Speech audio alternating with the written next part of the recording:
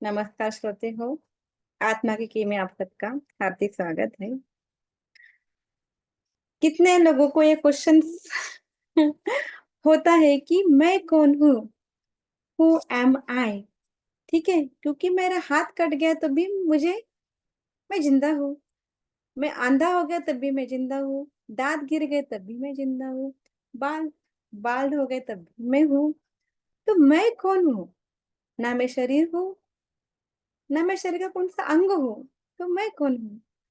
तो according to modern और according to वेद उपनिषद क्या बोलता है, दोनों का नॉलेज आज हम लोग ग्रहण करेंगे।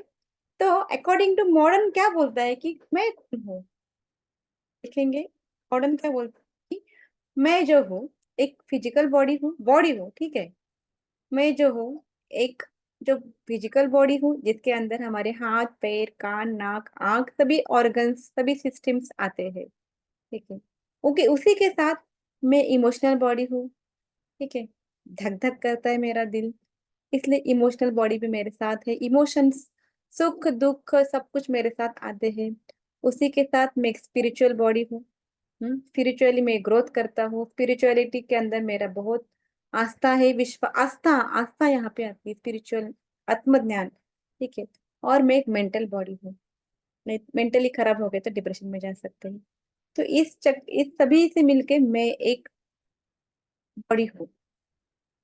ये अकॉर्डिंग टू मॉडर्न कहते हैं। It is the package of the physical emotional spiritual mental and social wellbeing, that is the health. तो हेल्थ खराब हो गया तो ये सभी कुछ खराब हो सकते हैं, ठीक है। नेक्स्ट, अकॉर्डिंग टू योगा और उपनिषद के अंदर क्या बताया, पता है आपको? हमारे शरीर जो है ना, देखिए ये नॉलेज ना थोड़े सालों का है, बहुत सालों पहले की बात है। जब वेद उपवेद उपनिषद थे, तब उन लोगों ने बताया था कि जो हमारा शरीर बना है वो पंच कोशों से बनाया है। कोश यानी लेयर्स, ओके।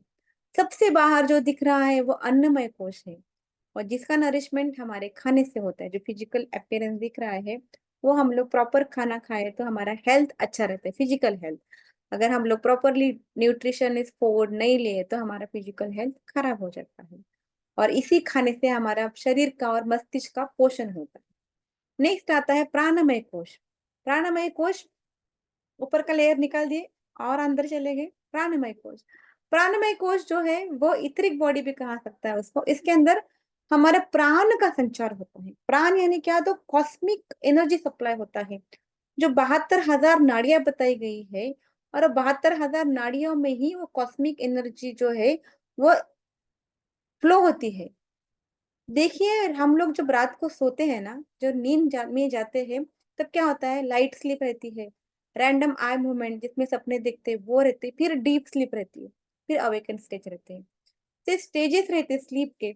ये स्टेज के अंदर जब हम लोग डीप स्लीप में जाते हैं ना, that is the stage where we are fully in charge. यानी उस टाइम में हमारा बॉडी का नरिशमेंट होता है, और पूरा बॉडी रिकवर होता है।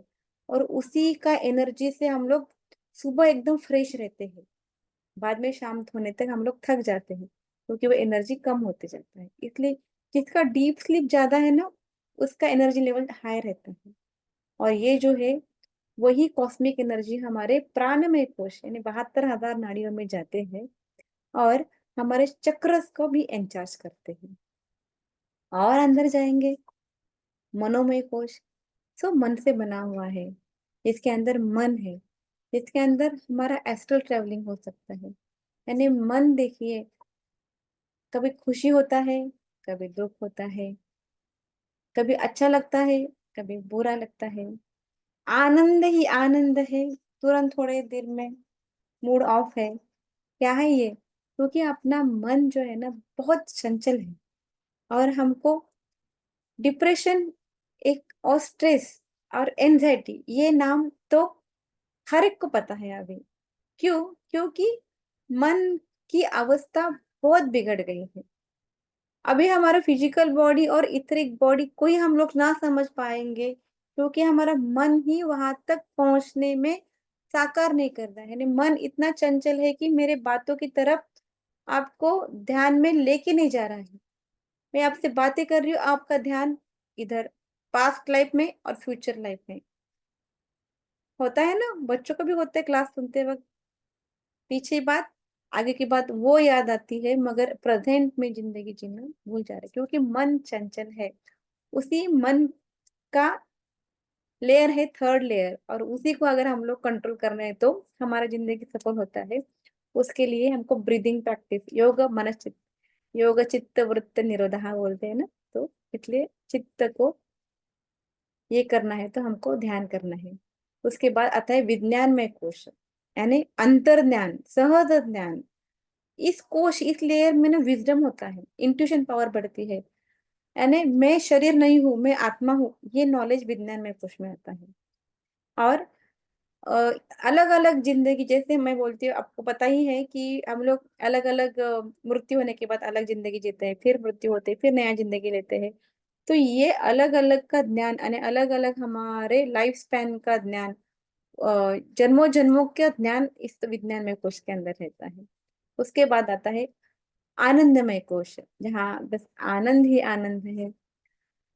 ध्यान का जो हम लोग ध्यान अवस्था में जाते हैं ना, तो वैसे ही होता है। पहले हमारा फिजिकल बॉडी के अंदर अवेयरनेस रहता है, उसके बाद इथरिक बॉडी के अंदर अवेयरनेस रहता है, बहुत सारा शिवरिंग होता है, कभी कभी झटके भी आते हैं, कभी कभी पूरा ऊर्जा बॉडी के अंदर जा रहा है फील होता है। उसके बाद मन को हम लोग कंट्रोल में लाते हैं, फिर ज्ञान विजडम को अनुभूति होती है, हमारा डिटैचमेंट होता है सबके साथ, अलग सा ब्रीदिंग रेट कम हो जाता है, और आनंद ही आनंद अवस्था प्राप्त होती, that is the enlightenment stage, जो कि बहुत सारे ऋषि मुनि को प्राप्त हो चुकी है।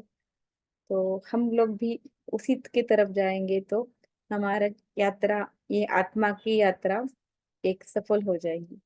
धन्यवाद मास्टर्स, आप सब लोगों ने इतने प्यार से सुनने के लिए, आप सबका मन से मन से मन से मैं धन्यवाद कर रही हूँ।